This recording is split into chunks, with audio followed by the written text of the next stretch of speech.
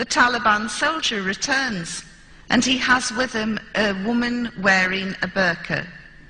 She comes up behind me and turns me around very briskly and starts to frisk me.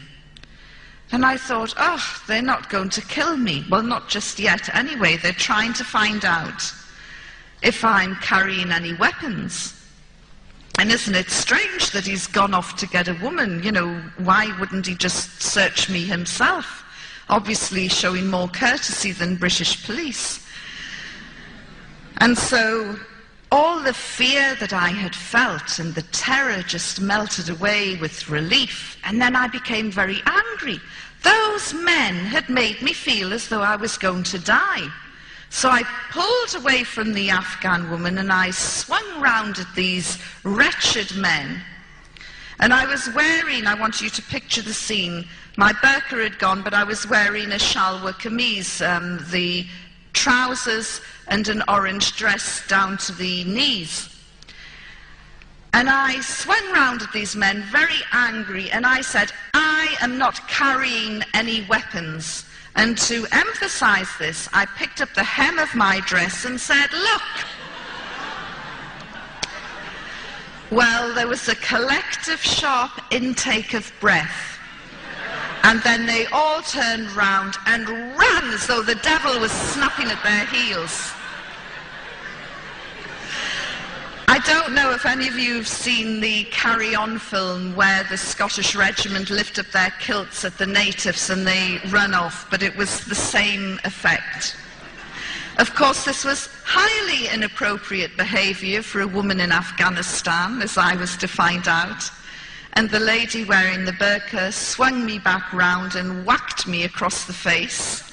She was in such a state of shock at this vulgar display.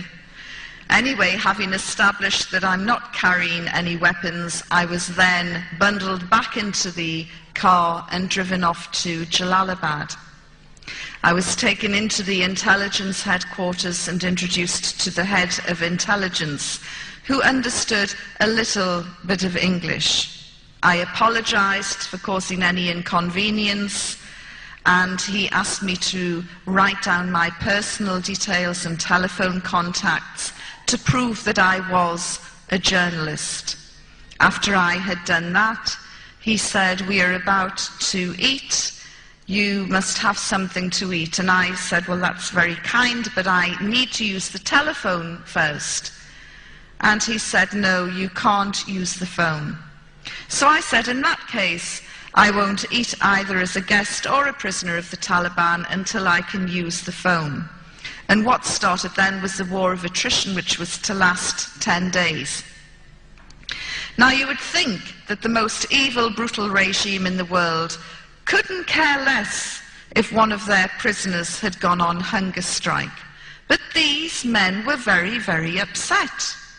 Despite my protests saying I'm not eating, every morning, noon and night, they would bring me food. They would lay out a cloth on the floor, beautiful carpeted floor, by the way, and they would put down some bread, some stew, and some rice, and they would bring in a jug of water and a bowl, and they would wash my hands, and they would tell me in broken English, you are our sister, you are our guest, we want you to be happy. And I thought, what sort of evil, brutal regime is this? Don't they understand the job description? And I'm thinking, you know, this is just a trick. They're trying to soften me up. And then the really bad guys will come in with the electrodes. In fact, isn't it strange? Everything that I thought would have happened to me under this so-called savage primitive regime happened to prisoners in Abu Ghraib, in Guantanamo Bay, and other US holding facilities, which always prompts me to say, thank God I was captured by the most evil, brutal regime in the world and not by the Americans.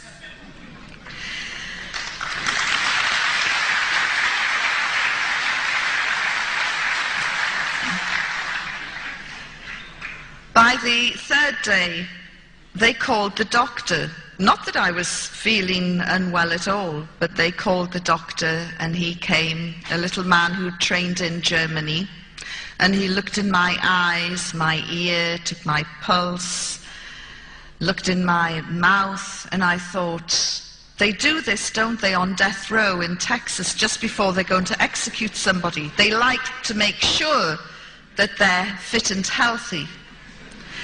And then he took my blood pressure, and something bothered him, because he then took it again. And I said, yes, I know I have high blood pressure. And he said, no, you don't. Your blood pressure is normal. I said, don't be so ridiculous. It can't be normal. You know, I'm about to be killed by the Taliban. How on earth is my blood pressure normal? And he said, look, and he did it again. And it was normal. I said, there you are, 3 days with the Taliban, and you've cured my blood pressure. Thank you very much. On the 5th day, there was a little guy called Hamid, the doctor's son actually, who acted as the translator, and he came running into my room very, very excited. He said, you were on the front page of the papers. And he brought in the weekly paper from Jalalabad. And although photographs were banned under the Taliban, there were 2 pictures of me from Reuters on the front page with a little story and headlines that took over half the page. The headlines looked longer than the story. And I said, what does the headline say? And he read it out, and he said, it says, the Taliban has cured Yvonne Ridley's blood pressure and she's very happy.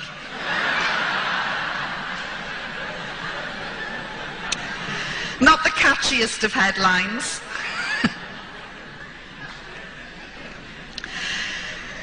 During those 6 days in Jalalabad, a procession of very scary, fierce-looking men came into the room, and through Hamid asked me questions, and the interrogations would go on until maybe 8, 9 o'clock at night.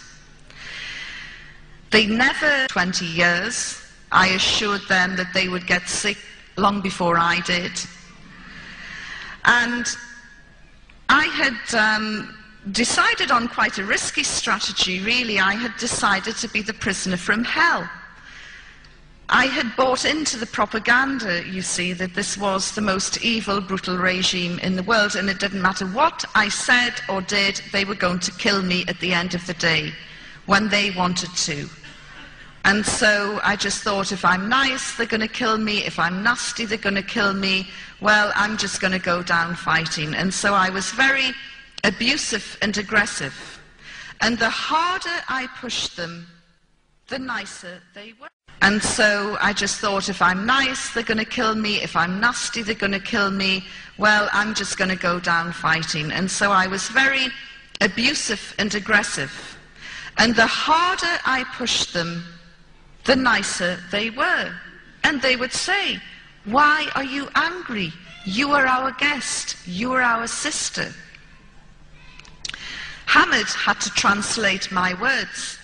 And one day he said to me, I am terrified of these people, and you should be as well. And it's not nice for me to translate your words. I get scared.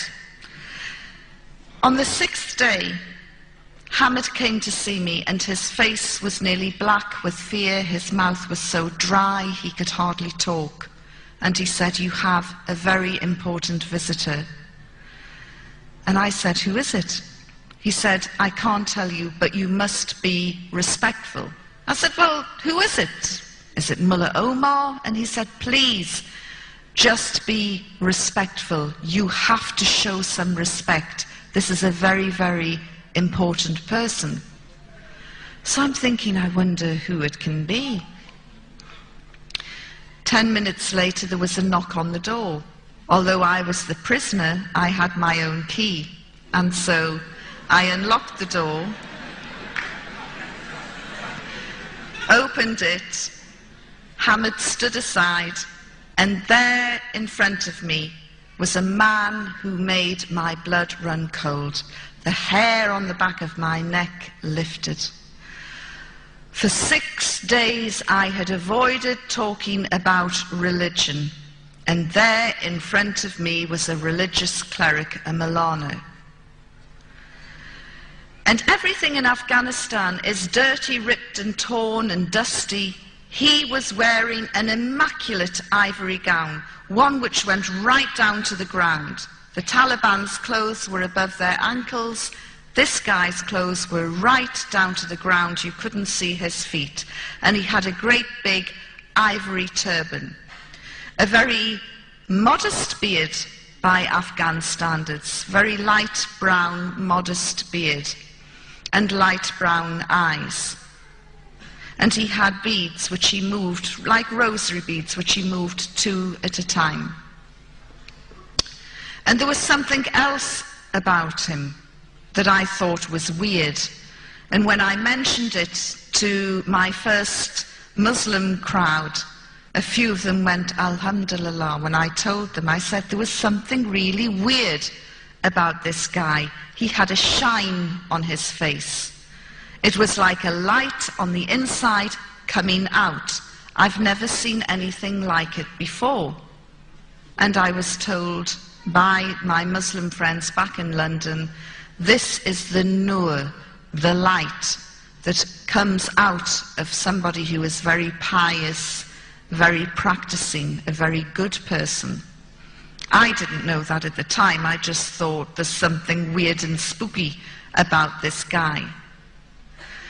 After I recovered, I moved aside and invited him into my room.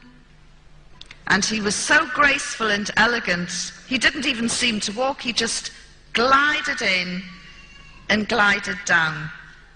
And I sat opposite him, and Hamid acted as the translator. And he said, "What is your religion?" And I thought, oh, here we go. I said, "I'm a Christian." He said, "Yes, but what sort of Christian? Are you a Roman Catholic? Are you a Protestant?" I said, "I'm a Protestant from the Church of England." And he's smiling and moving his beads. And he said, "And what do you think of Islam?" "Oh," I said, "it's fantastic. It's absolutely wonderful."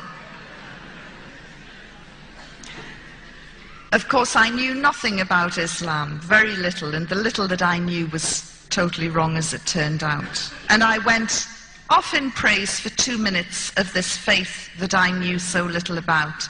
And he smiled and he moved his beads. And then when I finally stopped running out of adjectives, he said, "Islam is a beautiful religion." I couldn't agree more. And then again, I ran off in praise of Islam. And he smiled as he listened, and Hamid translated. And I said, "Do you know, the people around here are so passionate about their faith that they pray 5 times a day." I know because I've watched and counted it. And he looked. He must have thought, "You stupid woman." But I didn't realize that Muslims are expected to pray 5 times a day. So he moved his beads. And then he said, "So, you would like to convert?"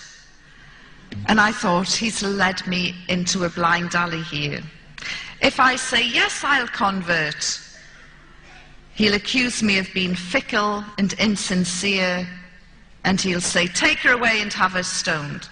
If I say, "No, I'm not interested," he'll say, "How dare you insult Islam? Take her away and have her stoned."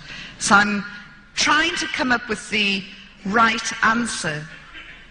And then, in the end, I said, "Look, I can't make such a life-changing decision while I'm in prison. But if you let me go, I promise I will read the Quran and I will study Islam." And he smiled, and he didn't say anything more. And he rose up, and he glided out. Hamid went scuttling after him. And he returned a few minutes later, and he said, You're going home on a red crescent plane." Well, I punched the air and congratulated myself for having